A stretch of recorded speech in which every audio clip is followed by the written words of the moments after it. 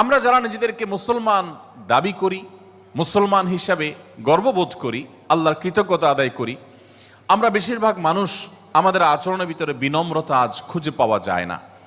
প্রিয় নবী সাল্লাল্লাহু আলাইহি সাল্লামের আচরণের এই সৌন্দর্য, বিনম্রতা আজ গোটা বিশ্বের মুসলমানরা যদি আমরা ধারণ করতে পারি, তাহলে অন্য ধর্মাবলম্বীরা আমাদের আচরণের সৌন্দর্য দেখে তারা ইসলামের প্রতি আকৃষ্ট হতে বাধ্য হবে ইনশাআল্লাহ তাআলা। আল্লাহ রাব্বুল আলামিন তার হাবিব সাল্লাল্লাহু আলাইহি সাল্লাম সম্পর্কে খুদ কোরআনে বলেছেন, আল্লাহ তাকে বিনম্র করে তৈরি করেছেন। নবী করিম সাল্লাল্লাহু আলাইহি সাল্লাম বলেছেন, ইন্নাল্লাহা রফিক। আল্লাহ সুবহানাহু ওয়া তাআলার অনেকগুলো গুণবাচক নাম আছে, এর মধ্যে থেকে একটা নাম হলো আল্লাহ রাব্বুল আলামিন রফিক। তিনি কোমল। ইউহিব্বুর রিফকা ফি কুল্লি শাই। আল্লাহ রাব্বুল আলামিন বান্দার প্রতিটি কাজে কোমলতাকে পছন্দ করেন। যখন কাউকে আপনি শাসন করবেন, সে শাসনের মধ্যেও মাধুর্য থাকবে, কোমলতা থাকবে।